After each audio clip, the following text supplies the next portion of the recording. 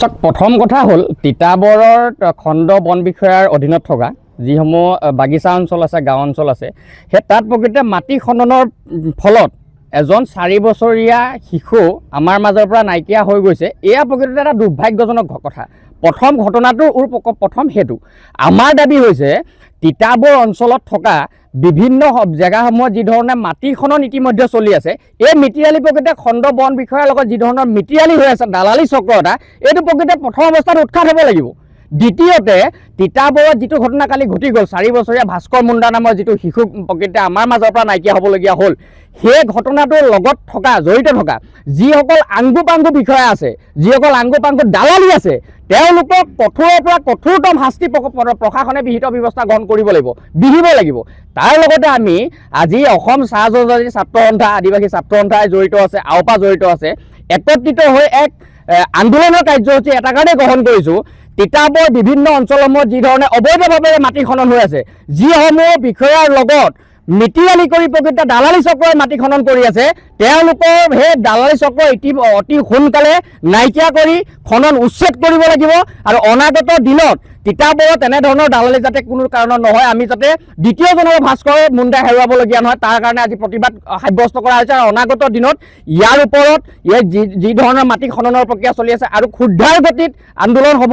আমি অসম চাহ জনজাতি ছাত্ৰ সন্থাই স্মাৰক পত্ৰৰ জৰিয়তে 3 দফীয়া দাবীত আমি জনাই দিব বিচাৰিছোঁ যে যিটো খালত, পুখুৰী সদৃশ খালত ভাস্কৰ মুণ্ডা প্ৰকৃততে আমাৰ মাজৰ পৰা নাইকিয়া হ'বলগীয়া হ'ল, সেই খনন কাৰ্যত জড়িত থকা যিসকল আংগু পাংগু দালালি আছে, তেওঁলোকক কঠোৰৰ পৰা কঠোৰতম শাস্তি প্ৰশাসনে বিহিত প্ৰথম অৱস্থাত ব্যৱস্থা গ্ৰহণ কৰিব লাগিব।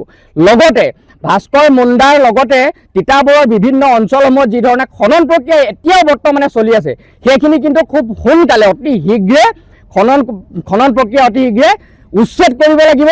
তাৰ তৃতীয়তে ভাস্কৰ মুণ্ডাৰ পৰিয়াললৈ, ভাস্কৰ মুণ্ডাৰ পৰিয়ালবৰ্গলৈ এককালীন সাহায্য প্ৰদানৰ কাৰণে অসম চাহ জনজাতি ছাত্ৰ সন্থা তিতাবৰ শাখাই দাবী জনাইছোঁ। আৰু অনাগত দিনত এই ধৰণৰ যিটো মিতিৰালি প্ৰকৃতিয়ে চলি থাকে, এই চলি থকা মিতিৰালি খুব সোনকালে বন্ধ হ'ব লাগিব।